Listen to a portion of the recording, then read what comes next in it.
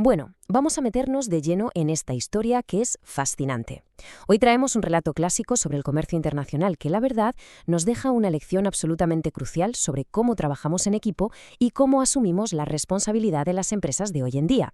Empieza como un problema económico, sí, pero ya veremos que se transforma en un reflejo brutal de la psicología en las organizaciones. Así que preparémonos, porque lo que vamos a ver nos va a hacer replantearnos cómo gestionamos los fracasos en nuestros propios proyectos. Porque, vamos a ver, cuando un proyecto fracasa, las ventas caen en picado o la calidad de un producto se desploma por completo, las organizaciones siempre acaban chocando contra un muro y haciéndose una pregunta dificilísima. ¿Quién tiene la culpa? Y seamos sinceros, buscar culpables es casi un acto reflejo, es muy humano. Pero claro, la forma en que respondemos a esta simple pregunta es exactamente lo que marca la diferencia entre una empresa que se estanca en la mediocridad y otra que logra evolucionar y solucionar sus problemas de raíz. Y esto nos lleva a la primera parte de nuestro análisis, el misterio del cuero. Resulta que nuestra historia empieza precisamente con un misterio. Había una iniciativa súper ambiciosa para exportar artículos de cuero colombianos nada menos que al competitivo mercado de Estados Unidos, y estaba fracasando estrepitosamente. Sobre el papel, oye, parecía el negocio del siglo, pero la realidad a pie de calle era otra muy distinta. Así que, para entender qué estaba fallando exactamente, un investigador de la conocida firma Monitor decidió hacer un estudio súper exhaustivo. Entrevistó a 2.000 almacenes, 2.000, que se dice pronto.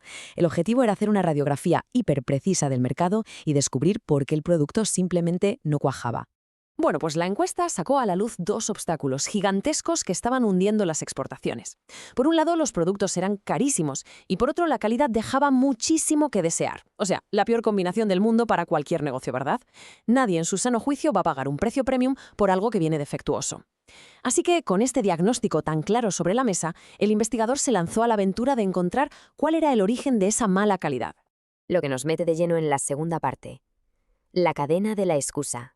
Buscando respuestas para esa bajada de calidad tan alarmante, el investigador decidió recorrer toda la cadena de suministro, paso a paso desde el producto final hasta la materia prima.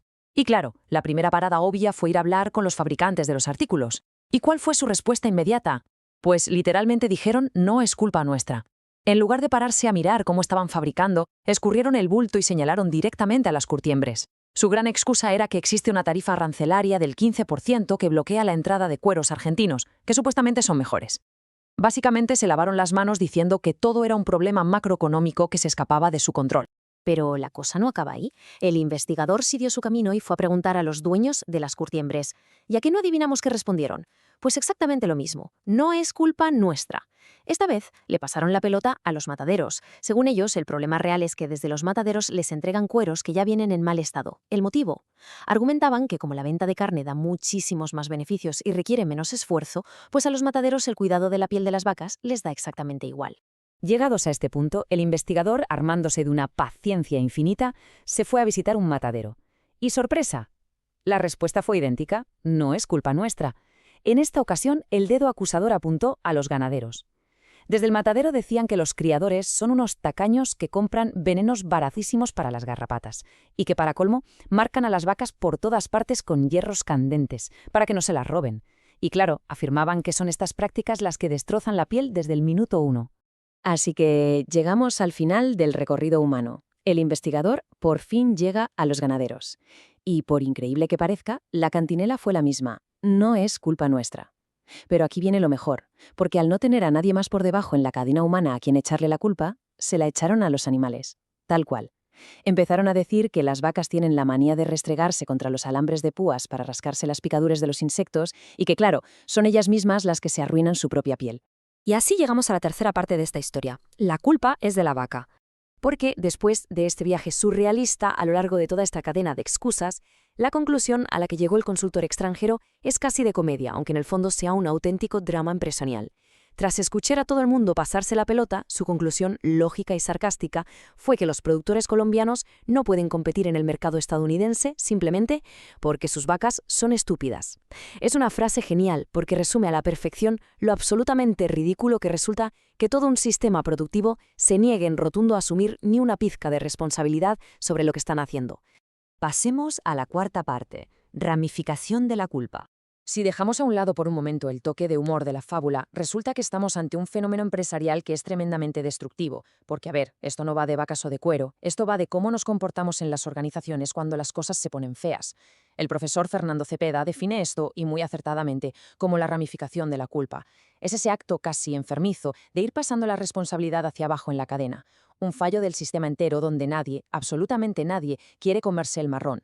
Y así la culpa se ramifica, se estira, se diluye, hasta que por arte de magia un problema estructural acaba siendo culpa de un trozo de alambre de púas o de una pobre vaca.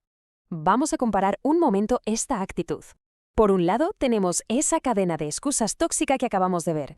Que si los aranceles, que si el margen de beneficio de la carne, que si el veneno barato.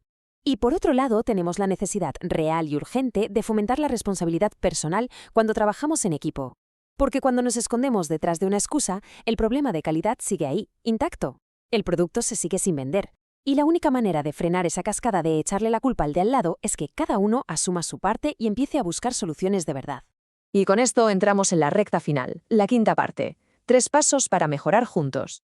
Porque, claro, si queremos darle la vuelta a esa mentalidad destructiva que vimos con el cuero y sacar algo constructivo de toda esta moraleja, tenemos que seguir 3 pasos fundamentales para atajar los problemas en equipo. Primero, hay que reconocer el problema sin poner excusas. Segundo, hay que asumir la responsabilidad del eslabón en el que estamos. Y tercero, toca colaborar en lugar de andar buscando culpables. Vamos a verlos rápidamente uno a uno para entender cómo aplicarlos. El primer paso es directamente romper esa cadena. Tenemos que frenar en seco ese acto reflejo de culpar siempre a lo que pasa afuera. Hay que dejar de mirar los aranceles, los alambres de púas o al departamento de al lado y centrarnos puramente en el hecho objetivo. Si la calidad es baja, pues la calidad es baja. Punto. Reconocer el problema tal cual es, sin maquillar y sin buscar excusas, es literalmente el único punto de partida válido si queremos empezar a mejorar. Después, en el segundo paso, cada departamento o cada profesional tiene que hacerse dueño total de su eslabón. Da igual si hablamos de fabricar zapatos, de curtir pieles, de programar código, de hacer marketing o de cerrar ventas. Cada área tiene que auditar su propio proceso y asegurar que su trabajo es de 10. Si nos aseguramos de que nuestra parte se entrega con la máxima calidad posible, estamos fortaleciendo la cadena desde nuestra posición hacia adelante. Y finalmente, el tercer paso es alinear y resolver. Y esto requiere que la organización conecte activamente todas esas partes de la cadena para funcionar como un solo equipo. A veces hay incentivos cruzados, como veíamos con los mataderos, que preferían centrarse en la carne y no en el cuero. Ahí es donde la dirección tiene que entrar y alinear estos intereses. Se trata de sentarse todos en la misma mesa y construir soluciones juntos, en vez de levantar muros y decir, eso a mí no me toca. Así que, para terminar, nos quedamos con una reflexión que pica un poco pero que es necesaria. Cuando en nuestros equipos nos damos de bruces contra un problema grave, un fracaso, una bajada brutal de la calidad, ¿estamos arrimando el hombro para encontrar una solución real o simplemente estamos mirando alrededor a ver dónde está la vaca para echarle la culpa? La próxima vez que alguien en la oficina diga, no es culpa nuestra, acordémonos de esta historia. Es el momento perfecto para dar un paso al frente, asumir la responsabilidad y romper la cadena de excusas de una vez por todas.